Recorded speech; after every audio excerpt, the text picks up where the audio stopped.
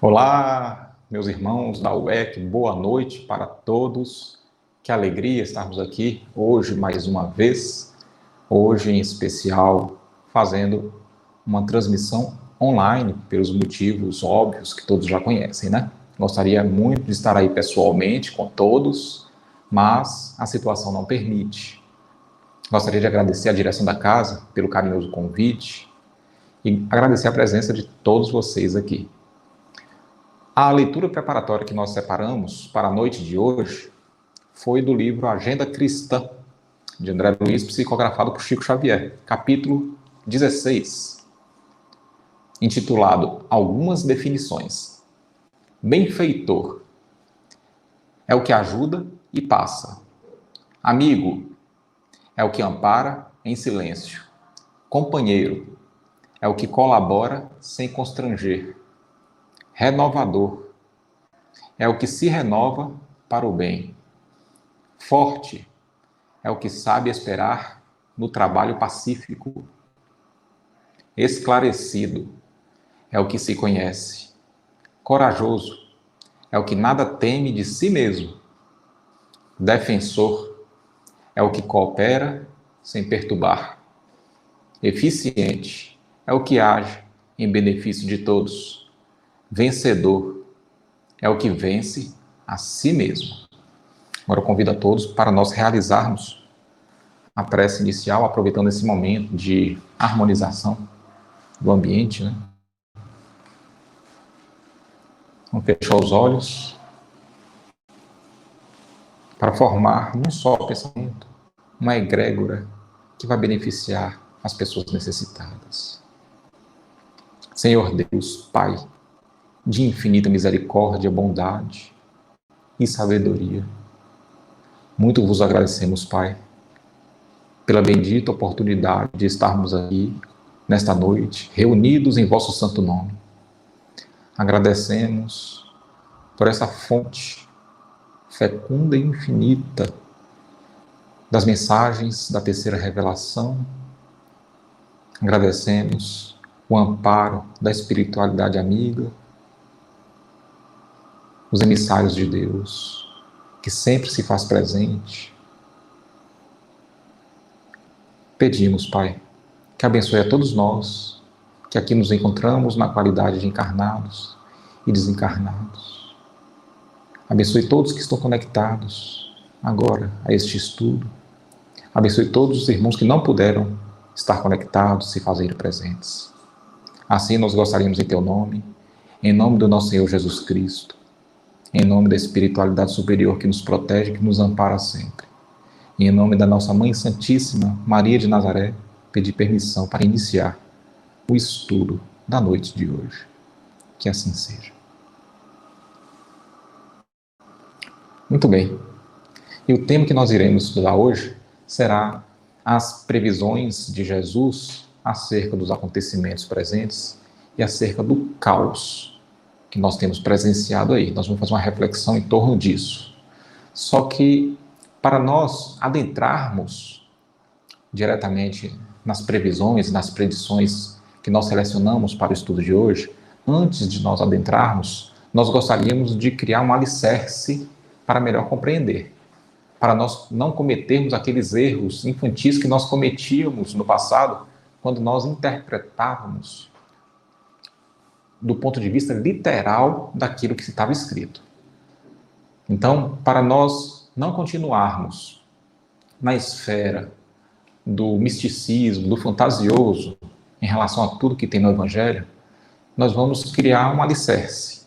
Então, para criar o alicerce, nós precisamos enxergar os acontecimentos com os olhos do espírito imortal.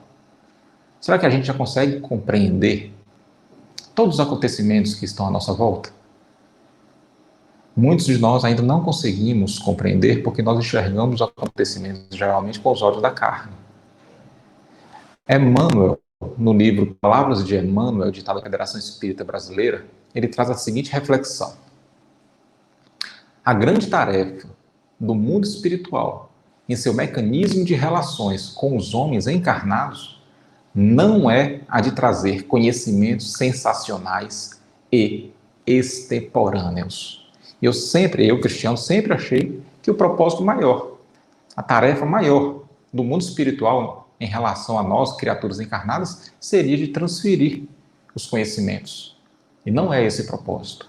Então, quando eu li essa mensagem aqui de Emmanuel, eu fiquei um pouco surpreso, porque eu sempre interpretei que esse era o propósito da tarefa do mundo espiritual em relação a nós, criaturas encarnadas.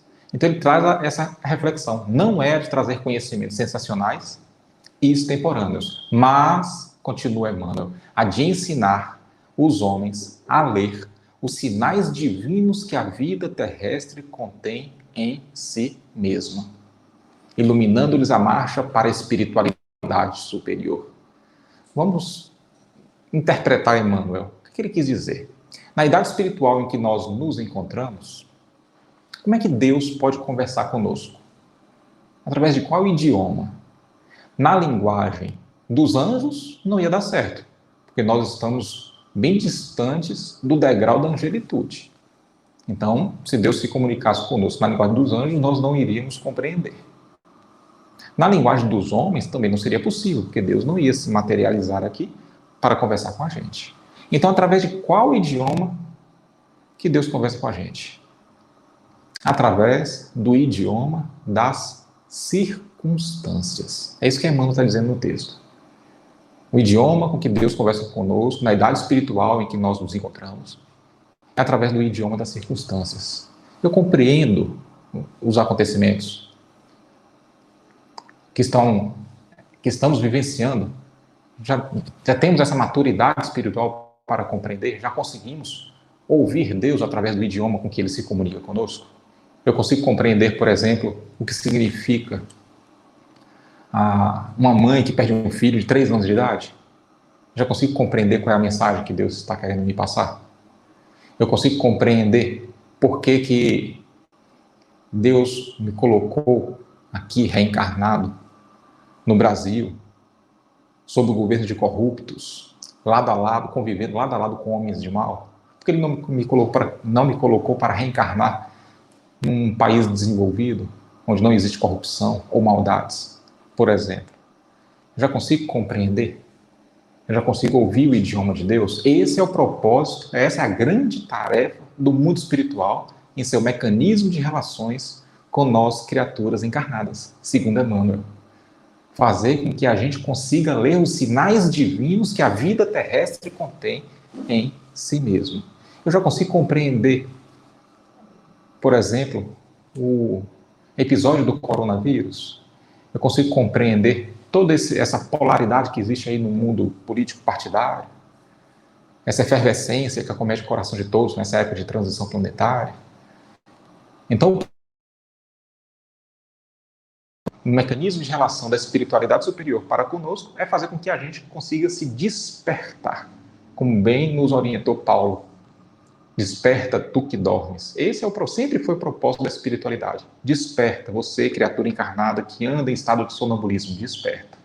Então, o propósito maior, agora, para a gente compreender qualquer predição ou previsão de Jesus, é despertar, é olhar com os olhos do espírito imortal, porque Jesus nunca se comunicou com um pedaço de carne. Jesus se comunicava com espíritos imortais. E para a gente compreender Jesus, ter olhos de ver e ouvidos de ouvir, a gente tem que fazer esse esforço de tentar extrair o espírito da letra do que Jesus estava querendo dizer. Então, para a gente compreender Jesus, vamos sedimentar, vamos criar um alicerce trazido. Vamos compreender como é que se dá esse mecanismo de progresso dos mundos, de progresso dos seres, para a gente compreender o momento que a gente se encontra, entender o contexto. Todos nós sabemos que tudo que existe está submetido à lei de progresso. Tudo, absolutamente tudo que existe. Com exceção de Deus, tudo está submetido à lei de progresso. Então, os planetas, os mundos, também. Os planetas são, para nós, educandários. Sim, porque nós somos alunos. Todas as experiências por nós vivenciadas, desde quando Deus nos criou, sobretudo quando nós alcançamos a fase hominal, todas as experiências, boas ou ruins, por nós vivenciadas, são para atender a um único propósito, que é o propósito de autoaprendizado. Então, nós somos alunos espirituais. E os planetas são para nós educandários, são os educandários planetários. Um planeta, quando surge, ele surge como um mundo primitivo. Como tudo está submetido à lei de progresso, o mundo primitivo, ele avança, ele progride e avança para a segunda categoria, que é a categoria de mundo de expiação e provas, que é esse que nós nos encontramos hoje. O mundo de expiação e prova também progride e adentra a terceira categoria, que é a categoria de mundo em regeneração. O mundo em regeneração avança para a quarta e penúltima categoria, que é a categoria de mundo ditoso, ou mundo feliz. E o mundo ditoso, ou mundo feliz, avança para a quinta e última categoria de um planeta, que é o mundo celestial ou divino. Então, esse é o progresso do mundo sugerido por Allan Kardec, que consta lá no Evangelho segundo o Espiritismo, no capítulo 3º, no item 4. Essa é uma sugestão trazida por Kardec da classificação dos mundos. E aí a gente pensa, em que fase está a Terra agora? O planeta Terra está na segunda categoria, mundo de expiação e provas, adentrando a terceira categoria, que é o mundo em regeneração. Então ele está no limiar. Imagina que a gente estava a caminho da transição, a caminho dessa migração, e agora nós estamos no topo da transição, como se fosse uma montanha. Estamos no topo, já adentrando mesmo no mundo em regeneração. As características do mundo de expiação e prova já se misturam com as características do mundo de regeneração. E a gente vai falar das características daqui a pouco. No Evangelho segundo o Espiritismo, capítulo 3º, no item 19, Santo Agostinho traz a seguinte informação, se referindo ao nosso orbe, o planeta Terra. Então, se referindo ao nosso orbe, ele fala, ele, o nosso orbe, ele há chegado a um dos seus períodos de transformação, em que, de orbe expiatório, de mundo de expiação, mudar-se-á em planeta de regeneração, onde os homens serão ditosos, ou seja, onde os homens serão felizes, porque nele imperará a lei de Deus. Então, Santo Agostinho traz essa mensagem de que já estamos agora, e ele trouxe essa mensagem no século XIX. Imagina hoje, no século XXI. Né? Então, no livro A Gênese, de Allan Kardec, no capítulo 18, no item 2, Kardec traz essa informação. O nosso globo, ou seja, o planeta Terra, como tudo o que existe, está submetido à lei de progresso. Ele progride fisicamente pela transformação dos elementos que o compõem e moralmente pela depuração dos espíritos encarnados e desencarnados que o povoam. Ambos esses progressos se realizam paralelamente, porquanto o melhoramento da habitação guarda relação com o do habitante. Então, o planeta Terra, ela está evoluindo em dois aspectos, no aspecto físico e moral. No aspecto físico, ela evolui através da transformação dos elementos que o compõem. E no aspecto moral, a Terra evolui pela depuração dos espíritos encarnados e desencarnados que o povoam. Ou seja, pela depuração de nós, criaturas encarnadas, ora desencarnadas. E esses dois progressos se realizam simultaneamente, paralelamente, porque o melhoramento de um guarda relação com o outro. Então, o melhoramento da Terra guarda relação com o do habitante. Imagina você que a Terra hoje se compara a uma casa que precisa de cuidados porque, ao longo dos anos, ela passou por um processo de degeneração. Os seus habitantes não cuidaram bem dela, sobretudo nos últimos anos, e ela se degenerou. Então, agora ela precisa se regenerar. Se regenerar. E por isso que o nome da terceira categoria é mundo em regeneração, porque a Terra foi degenerada e precisa ser regenerada. A categoria de expiação e prova, as características do mundo de expiação e prova, nós já conhecemos. A gente sabe que a Terra tem como principal característica o sofrimento, porque mundo de expiação significa reajustar aquilo que foi desajustado no passado. É aquele momento de errar e acertar. Errar e corrigir. Errar e corrigir. Esse processo de correção é dolorido. É dolorido. Nós bem sabemos disso porque tem muitos milhares de anos que nós experimentamos o mundo de inspiração e prova. Só que nós nunca estivemos, em nossa história evolutiva, no mundo em regeneração. Se nós estivemos, foi na qualidade de estagiário, onde nosso anjo de guarda nos levou lá para conhecer como é um mundo de regeneração, mas habitar não. Nós nunca habitamos um mundo em regeneração. Santo Agostinho, no capítulo 3º, no item 17 do Evangelho segundo o Espiritismo, ele traz um gostinho para a gente saber o que é, comparado à Terra, um mundo em regeneração. E ele fala o seguinte: comparados à Terra, esses mundos, ou seja, os mundos de regeneração, são bastante ditosos, são bastante felizes, e muitos dentre vós se alegrariam de habitá-los, pois que eles representam a calma após a tempestade, a convalescença após a moléstia cruel. O mundo da regeneração é para nós o reino de Deus, o céu. Metaforicamente, é sentar ao lado de Deus. Então, há muitos milhares de anos que nós sonhamos em adentrar a cesta do trigo. Só que nós não temos conseguido. Porque nós somos alunos retentes de longas datas. Sempre que há um momento do apocalipse, da transição planetária, nós, por questão de indisciplina, temos adentrado a cesta do joio. Nós não adentramos ainda a cesta do trigo. Estamos agora diante dessa oportunidade de, enfim, experimentar um mundo novo. Um mundo que será de provas, mas não será de expiação. Imagina você conviver num mundo onde não vai haver sofrimentos pungentes. Por que não vai haver sofrimentos pungentes, como, por exemplo, morar debaixo do viaduto, ser abandonado por pais, viver de orfandade, ser abandonados em asilos, em casas de apoio, as doenças do corpo orgânico, as doenças graves do corpo orgânico, a perda de um ente querido em tenridade, reveses da fortuna. Por que nós não iremos passar por esse tipo de situação? Porque tudo isso faz parte do pacote da expiação. Como nós não viveremos no mundo de expiação e prova, apenas de provas, não de expiação, não teremos esse tipo de sofrimento. E, consequentemente, não presenciaremos crimes hediondos, assassinatos, estupros, corrupções. Por quê? Porque esse tipo de conduta tem como consequência a expiação. E o planeta Terra não vai ser mais um mundo de expiação, vai ser só de provas. Então, você já imaginou viver numa casa sem precisar trancar a casa para dormir? Tranquilamente, sabendo que ninguém vai tentar arrombar a sua casa? Porque esse tipo de conduta teria como consequência a expiação. Então, não vai haver bandidos. É óbvio que essa mudança é paulatina, não é do dia para a noite. Mas a característica do mundo de regeneração e provas é essa. Calma após a tempestade. Convalescença após a moléstia cruel, como nos lembrou Santo Agostinho.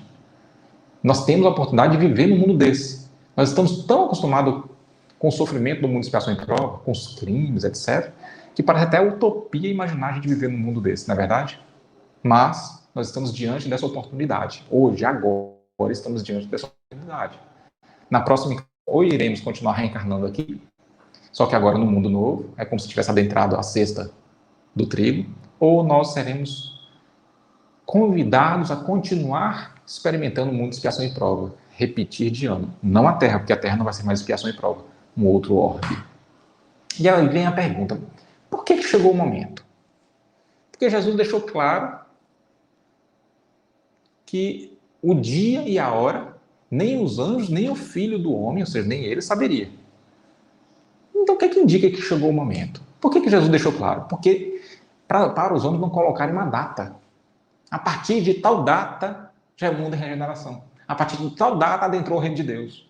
Então, o momento exato, nem os anjos, nem o Filho do Homem sabem, só Deus. O momento exato de que a Terra já será considerada um mundo em regeneração.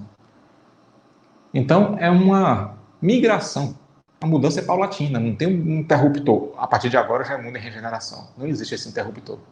Mas existem indícios, indicadores de que a Terra já atingiu a sua maioridade, de que a Terra saiu da puberdade.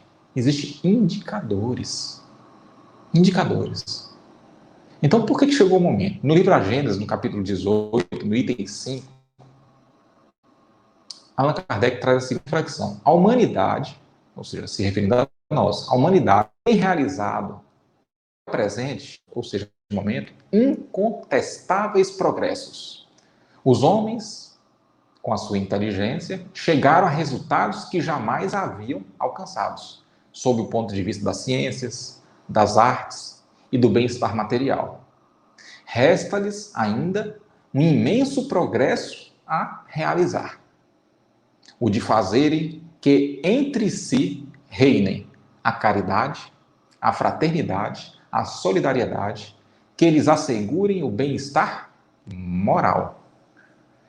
Então o homem, ele tem duas asas, como ilustrou Emmanuel, a asa da intelectualidade e a asa da moralidade. O homem desenvolveu bem a asa da intelectualidade e falta desenvolver bem a asa da moralidade. Então o homem chegou num grau de intelectualidade muito distante, obviamente, da intelectualidade dos espíritos superiores, mas chegou num grau de intelectualidade perigoso. Por quê? Porque o homem já começou a construir muita tecnologia, muitas armas, e se o homem não se desenvolver moralmente, ele vai utilizar toda essa intelectualidade para si e para os seus. E isso é perigoso. O egoísmo aliado a uma grande intelectualidade é muito perigoso. Então, sempre que o homem atinge muito a sua intelectualidade e não desenvolve junto a sua moralidade, sempre isso se coincide em momentos de transição. Na separação do joio do trigo, do apocalipse, entre aspas, por favor. Então, sempre isso acontece nos momentos de transição. Não é uma coincidência. É uma providência divina. Por quê? Porque o homem que avançou muito intelectualmente e não avançou muito moralmente, ele vai ter que colaborar para o avanço de mundos de expiação e prova que estão no seu início. Mundos de expiação e prova que acabou de sair da categoria de mundo primitivo e que precisa de avanço material. Então, que não vai ser mais na Terra, obviamente, né? Então, a pessoa vai ser exilada, entre aspas, né? Metaforicamente, vai para o inferno novamente. É uma metáfora. E ela continua lá no item 5 da Gênesis. Tal período é que doravante vão entrar, se referindo a nós aqui, e que marcará uma das fases principais da vida da humanidade. Essa fase que neste momento se elabora, e olha que ele falou isso no século XIX, imagina agora no século XXI. Essa fase que neste momento se elabora é o complemento indispensável do estado precedente, como a idade viril o é da juventude. Ela podia, ou seja, essa fase podia ser prevista e predita de antemão. E é por isso que se diz que são chegados os tempos determinados por Deus.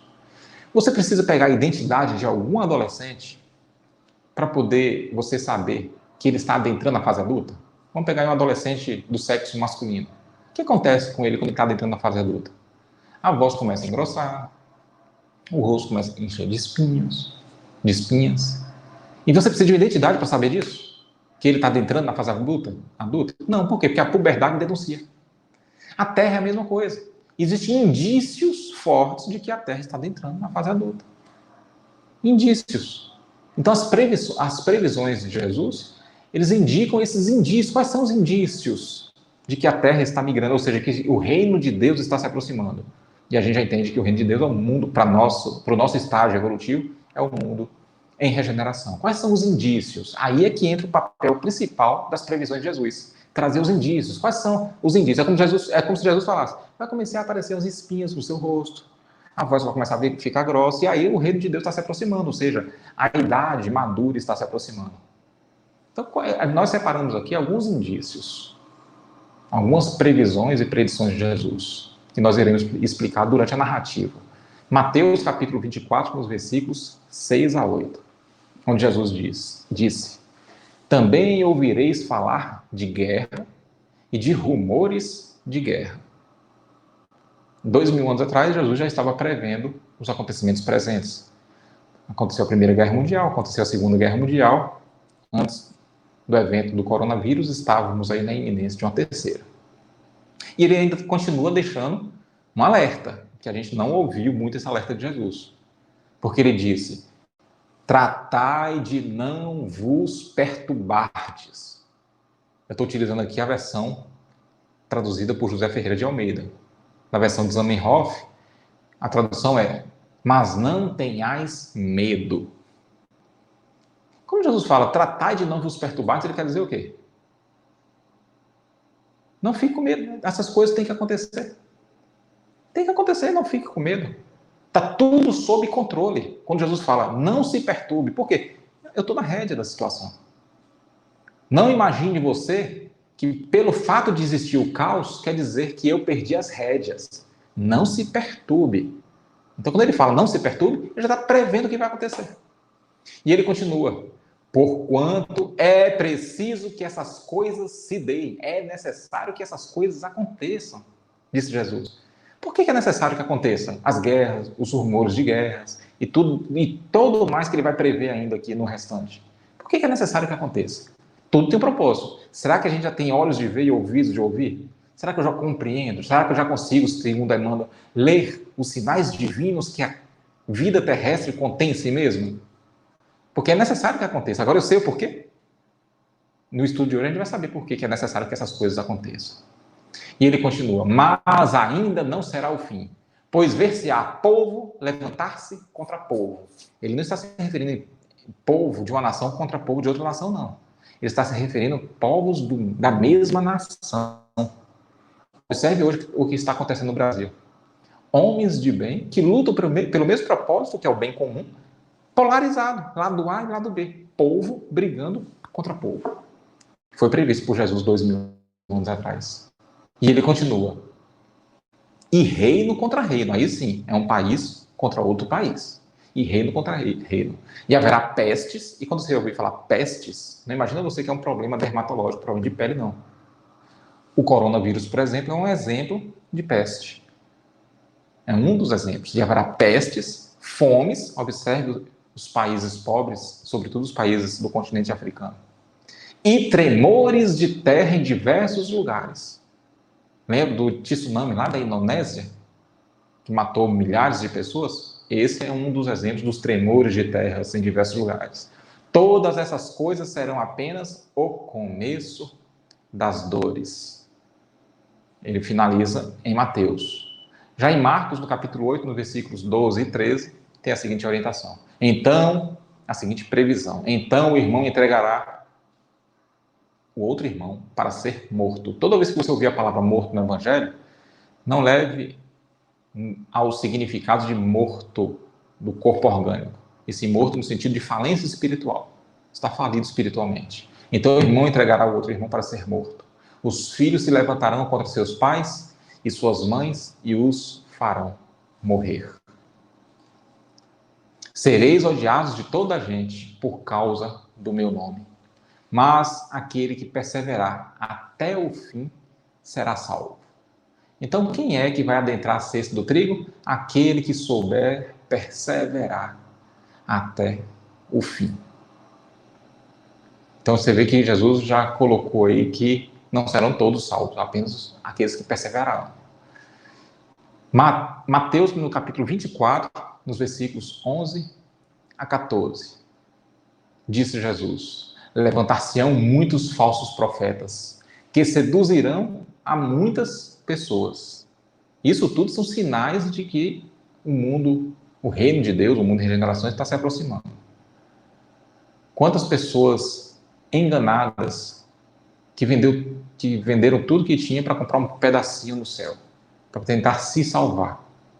Então existem muitos falsos profetas vendendo essa ideia de que para a pessoa se salvar, ela tem que doar isso, doar aquilo, e quanto mais doar, maior será o pedaço do céu. Doar valores pecuniários mesmo, não doar boas obras.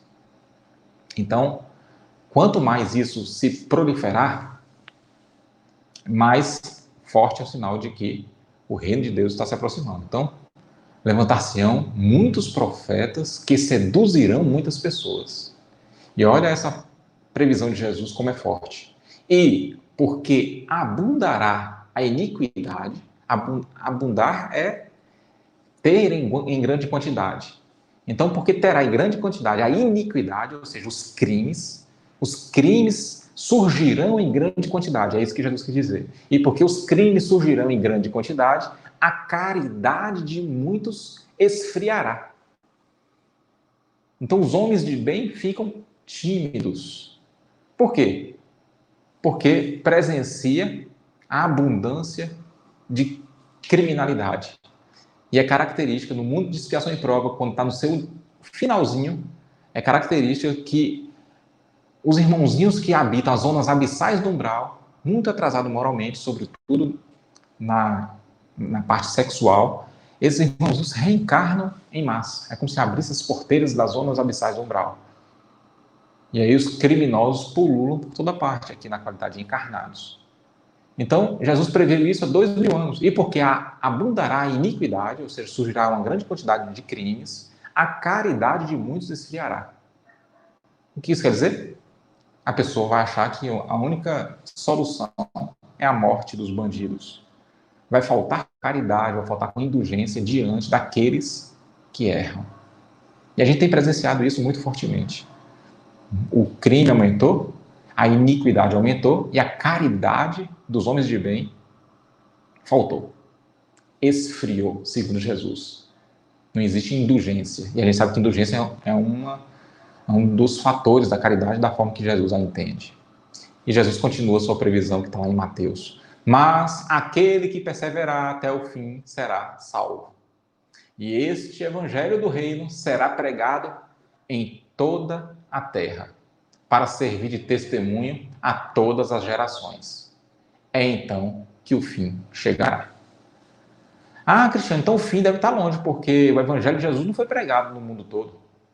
Nem 30% do planeta Terra é cristão. Então não foi. É porque a gente só enxerga os acontecimentos com os olhos da carne.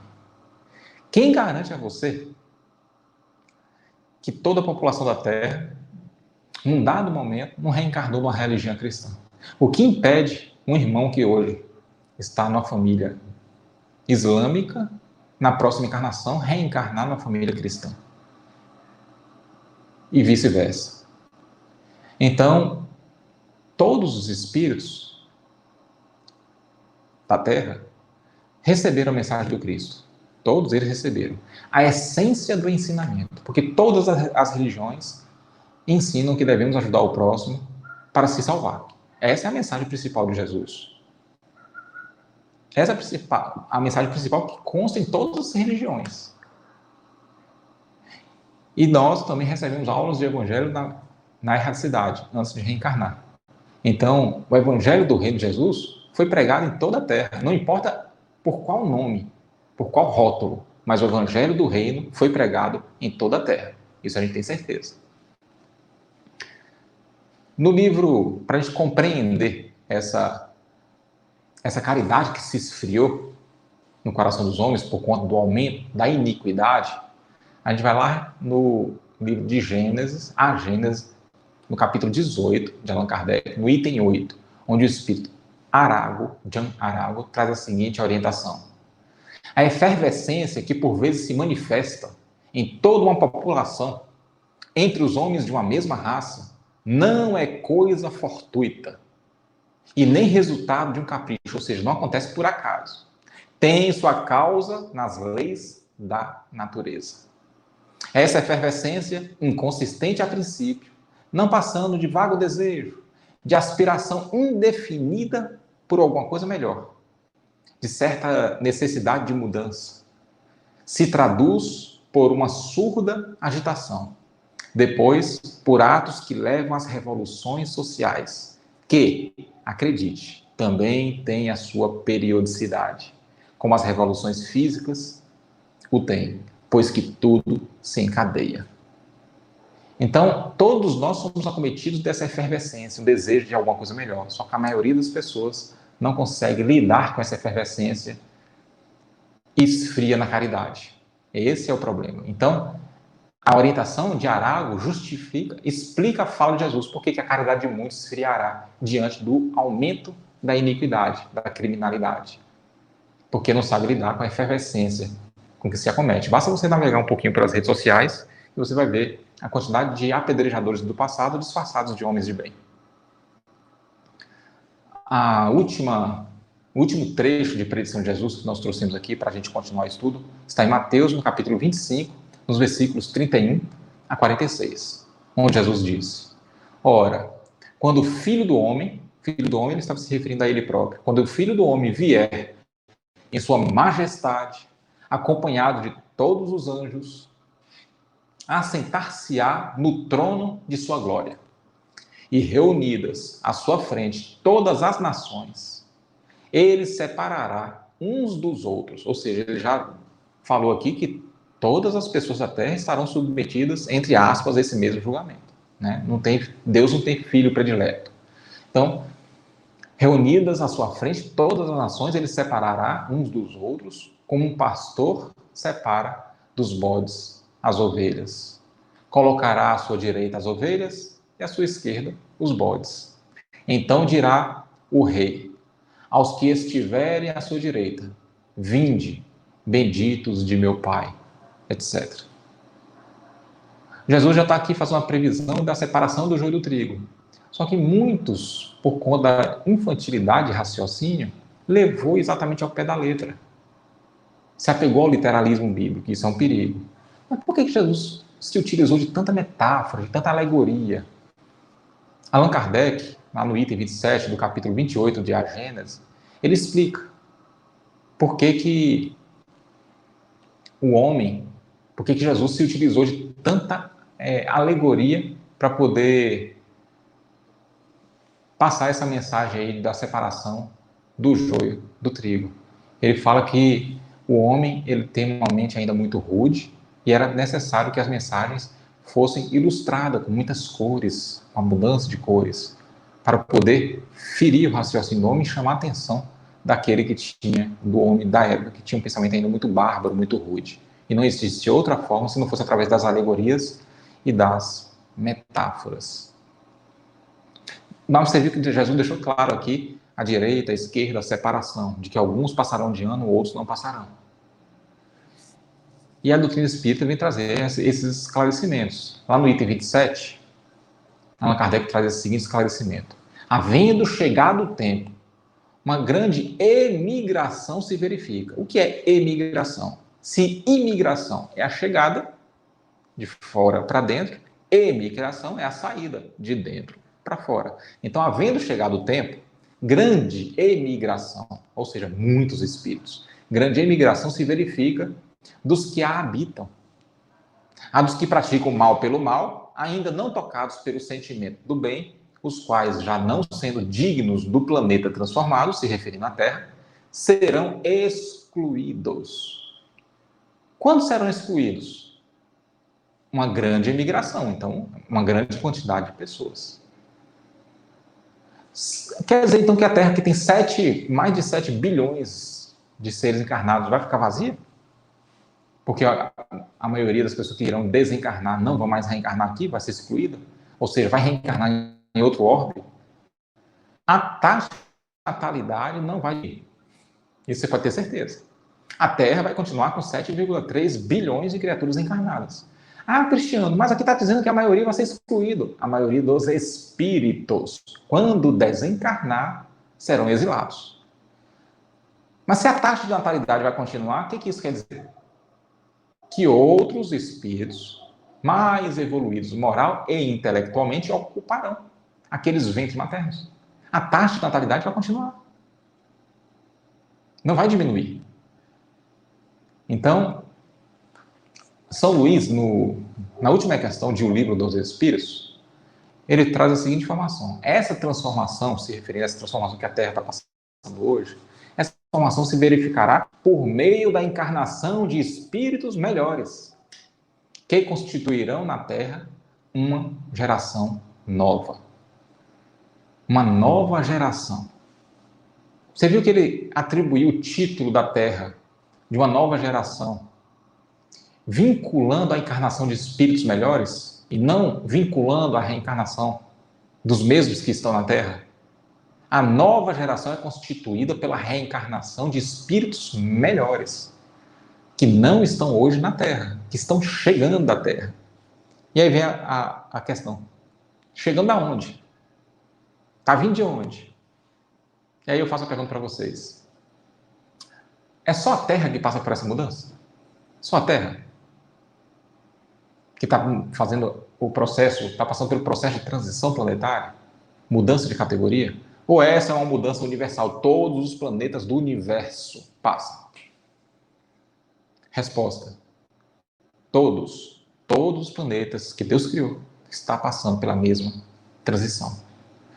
Os planetas, todos os planetas do universo, o mundo primitivo, está nesse exato momento migrando para a categoria de expiação e prova. Todos de expiação e prova estão nesse exato momento migrando para mundo em regeneração. Todos os planetas de mundo em regeneração do universo, nesse exato momento, está migrando para um mundo ditoso ou feliz. E todos os planetas ditosos e felizes que existem no universo, neste exato momento, estão migrando para um mundo celestial ou divino. Todos eles. Ah, Cristiano, onde é que tem essa informação? No livro A Gênesis, no capítulo 18, no item 6, onde diz: nestes tempos, porém, não se trata de uma mudança parcial, não é só um ou dois planetas, de uma renovação limitada a certa região, ou a um povo, ou a uma raça. Trata-se de um movimento universal, o universo inteiro, a operar-se no sentido do progresso moral. Então você pega aquele irmãozinho que está no mundo mais evoluído que o nosso, mundo de regeneração já há 6.000 anos, já há muito tempo, e ele não está suficientemente habilitado a adentrar no mundo. O que vai acontecer com ele? Ele vai ser exilado para o mundo de expiação e prova que está no seu final. Assim como os irmãozinhos que estão aqui hoje, que não estão suficientemente habilitados para adentrar um mundo em regeneração, serão exilados para o mundo de expiação e prova que estão no seu início, que acabou de deixar de ser mundo primitivo. Então, esses irmãos que estão vindo no mundo de regeneração no seu final, para a Terra, para o mundo de regeneração no seu início, que é o que a Terra está hoje, eles serão para nós anjos caídos, mas serão anjos, criaturas muito mais evoluídas que nós, moral e intelectualmente. E são esses que vão ocupar os lugares daqueles que saíram. A Terra vai continuar com 7,3 bilhões de habitantes, só que a maioria dos habitantes da Terra serão de criaturas evoluídas, moral e intelectualmente. Então essa transformação, essa mudança das cadeiras está acontecendo. No livro Reforma Íntima Sem Martírio, Maria Modesto Cravo, uma geração nova regressa às fileiras carnais da humanidade para arejar o panorama de todas as expressões segmentares do orbe. O que isso quer dizer? Quer dizer que do síndico ao chefe de uma nação, ao presidente da República, todos entoarão o mesmo hino de amor. Todos. Não vai existir só traço, uma só possibilidade de corrupção, de desvio de dinheiro. Não vai. As propostas que favorecem o meio ambiente, por exemplo, estarão sempre em prioridade, porque o planeta precisa ser regenerado, diferentemente do que acontece hoje. E tudo isso vai ser fácil de ser aprovado. Por quê? Porque do síndico de um prédio ao chefe de uma nação, todos entoarão o mesmo hino de amor e de preocupação com o orbe. Todos. É isso que a Maria Modesto Cravo quis dizer. Que uma geração nova, fileiras carnais da humanidade, para o panorama de todas as expressões segmentares do orbe, interligando-as e projetando-as a ampliar os patamares de utilidades. Finaliza, é tempo de renovar. Joana de Ângeles, no livro Momentos de Harmonia, olha o que ela nos fala. Dá-se, nesse momento, a renovação do planeta, graças à qualidade que começam a habitá-lo, enriquecidos de títulos de enobrecimento e de interesse fraternal. Olha que bom. Então, a característica desses espíritos que estão reencarnando e que vão reencarnar em grande número a partir de agora são enriquecidos de títulos de enobrecimento e de interesse fraternal. E aí vem a pergunta, porque a gente fica preocupado, né? Poxa, a geração nova é constituída por espíritos melhores. Será que eu vou poder ficar? Dos atuais habitantes da Terra, quem poderá ficar? Vai todo mundo? Ou vai uma parte? Quem vai poder ficar? E Allan Kardec, no livro A Gênese, no item 33 do capítulo 28 ainda, ele traz uma certa tranquilidade para os nossos corações, porque ele fala o seguinte: a regeneração da humanidade não exige absolutamente a renovação integral dos espíritos. Não exige. Basta uma modificação em suas disposições morais. Basta que se modifique moralmente para que haja uma oportunidade, uma chance de permanecer. Não precisa todo mundo sair. 7,3 bilhões, mais o dobro de desencarnados. Não precisa todo mundo. Basta uma modificação nas suas disposições morais. Aí tem uma chance de ficar. Mas quanto mais ou menos vai sair? Quanto mais ou menos? Quando a gente vai lá no Velho Testamento, o profeta Zacarias, no capítulo 13, nos itens 8 e 9, ele traz uma ideia numérica. Ou seja, Jeová, a espiritualidade superior, se identificando como Jeová, trouxe a seguinte informação: e acontecerá em toda a terra, diz o Senhor, que as duas partes dela serão extirpadas. Ou seja, 2/3 serão extirpadas. E expiarão. O que isso quer dizer? Que irão para um mundo de expiação e provas. E expiarão. Vão continuar espiando. Vai ser reprovado no educandário planetário. E continua, mas a terceira parte restará nela, ou seja, permanecerá na terra. E farei passar esta terceira parte pelo fogo e purificarei, como se purifica a prata, e a provarei, como se prova o ouro. Ela invocará meu nome, ou seja, a terceira parte vai invocar o nome de Deus. E eu a ouvirei. Direi, é meu povo. E ela, aquela terceira parte que ficou na terra, e ela dirá, o Senhor é meu Deus. Então, é óbvio, de forma poética, né? E Jesus, ele ratificou essa mensagem recebida por Zacarias. Quando, no final da parábola de bodas, Jesus trouxe a informação: muitos são chamados, poucos os escolhidos, ratificando a profecia de Zacarias. E aí vem a pergunta: bom, os maus, o que comete o mal pelo mal, vai ser exilado. Os que praticam, que já têm o hábito da prática do bem, Madre Teresa de Calcutá, Irmã Dulce, Chico Xavier, desde que se entregam de corpo e esses estão salvos, eles estão na Terra. Aí vem a preocupação: e os mornos? Aqueles que não são perversos, não são criminosos, mas também ainda não são caridosos, não têm ainda como hábito do dia a dia a prática da caridade. E a prática da caridade envolvendo todos os 3 fatores da caridade: benevolência para com todos, independente de quem seja, incluindo aquela pessoa que você não gosta muito, que você não simpatiza muito, todos são todos. Não pode selecionar com quem você vai ser bom. Benevolência para com todos, indulgência para as imperfeições do outro, para os erros dos criminosos. Normalmente nós apedrejamos os criminosos, nós colocamos no mesmo pacote crime e criminoso, pecado e pecador. Então, nós somos ainda muito amadores na prática da indulgência. Nós somos mais apedrejadores, mais julgadores, mais juízes do que criaturas indulgentes. E perdão das ofensas. Nós somos pessoas muito personalistas, temos dificuldade de ser contrariados e perdoar aquela ofensa recebida. Então, quem pratica a caridade já está salvo. Quem pratica o mal já está exilado. E quem é morno, que está nessa tentativa de ser bom, ser caridoso, vai para onde? Quem é morno? Quem só pratica o bem, por exemplo, vai para a África do Sul praticar o bem junto às pessoas necessitadas, de praticar indulgência junto aos criminosos. É a pessoa morna. Pratica um fator da caridade da forma que Jesus entende, tem dificuldade de praticar outro. É a pessoa morna. Para onde vai? Ele não pode ficar no espaço sideral, né? Ele não pode ficar no meio. Ele vai para onde? No livro Evangelista, Apocalipse, no capítulo 3, nos versículos 14 a 22, tem informação para onde é que vai os mornos. Que inicia assim, como se fosse Deus falando para nós. Eu conheço a conduta, Não és quente, nem és frio. Quem dera fosse quente ou frio. Mas porque não és frio nem quente, vomitar-te-ei de minha boca.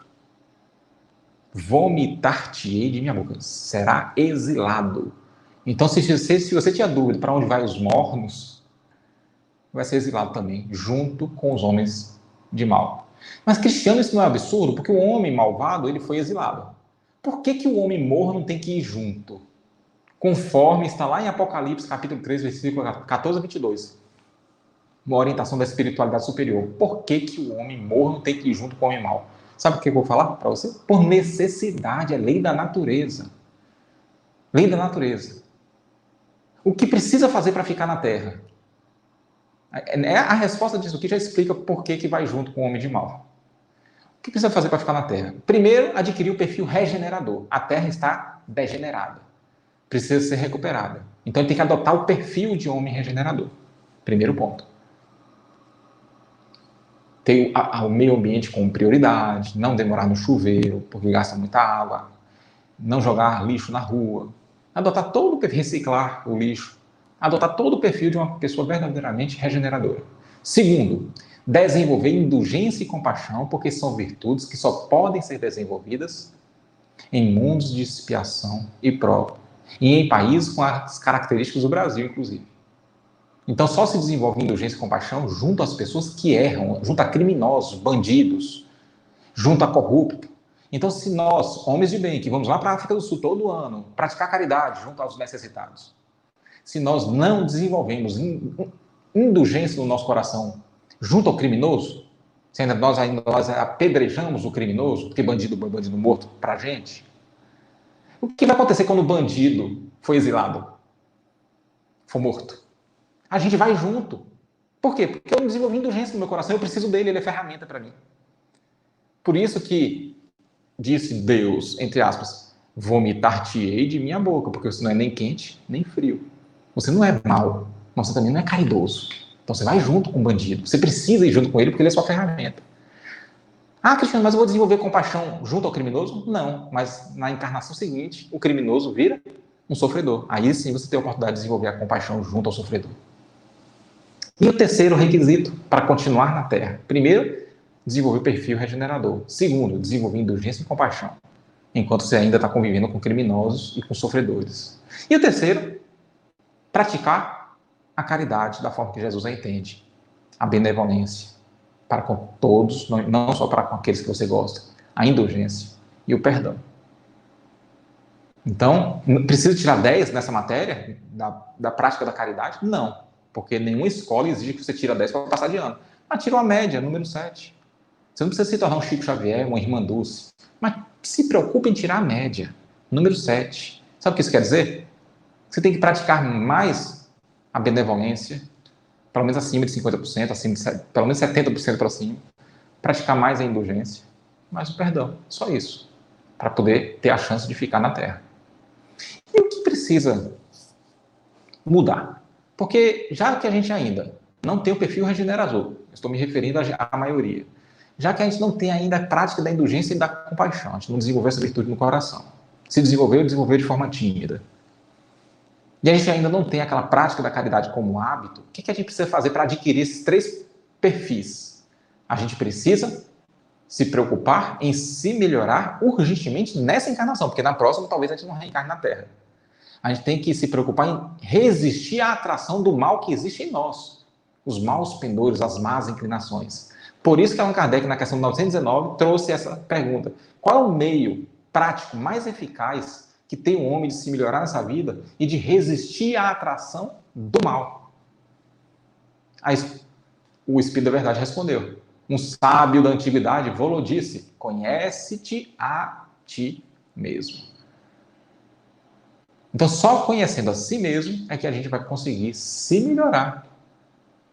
Adquirir aqueles 3 fatores necessários, desenvolver aqueles 3 fatores, o perfil regenerador, a indulgência e a compaixão, a caridade, para continuar na Terra.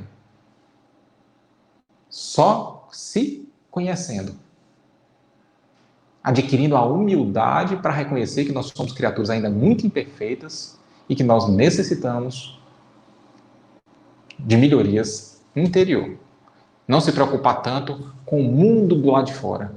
Porque tem muita gente que dedica o seu dia a dia, dedica as suas horas vazias na tentativa de purificar o mundo do lado de fora. Pintar o rosto, sabe? Mudanças, e a mudança vai vir através de mim. Só que tem uma informação importante que talvez você não saiba, que a gente vê até espíritas praticando isso. A mudança, as reformas sociais, elas vão acontecer com você, sem você, ou apesar de você. Porque existe um mecanismo no processo evolutivo que se chama reencarnação. Não sei se você sabe.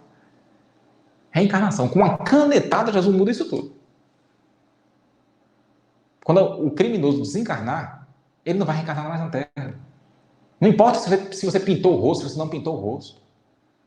Então você tem que ter como preocupação primária a faxina do lado de dentro. Porque esse é o fator primordial para você permanecer na Terra. E a preocupação secundária, a faxina do lado de fora. O problema é que a maioria inverte. Acha que o homem de bem tem que se dedicar na faxina do lado de fora, a expurgar os homens de mal com a própria mão. E aí o que vai acontecer? Ele consegue expurgar o homem de mal vai embora. E ele vai junto.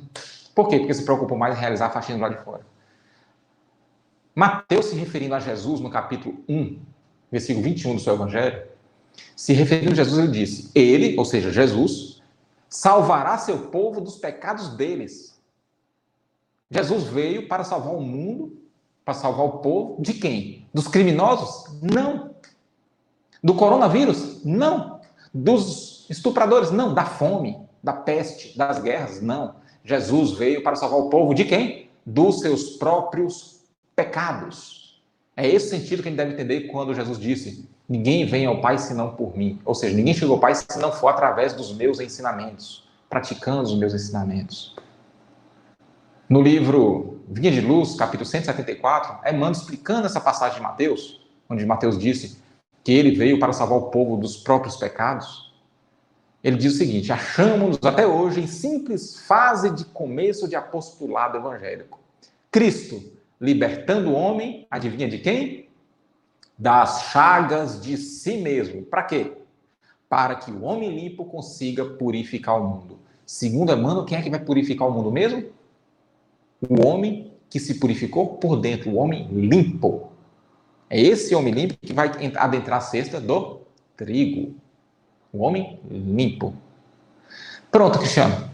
Já sei o caminho, vou adentrar. Posso continuar reencarnando na Terra? Se fizer tudo direitinho? Obviamente. A gente vai fazer parte daquele 1/3 que vai permanecer na Terra.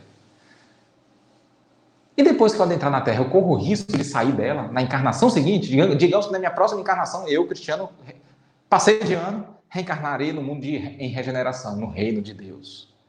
Já vou começar a experimentar um pouquinho desse mundo.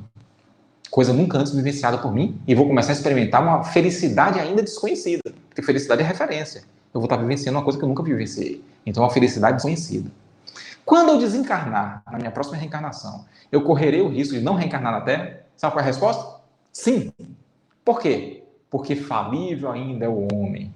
Lembra do... Vou ler um trecho aqui da parábola do festim de bodas.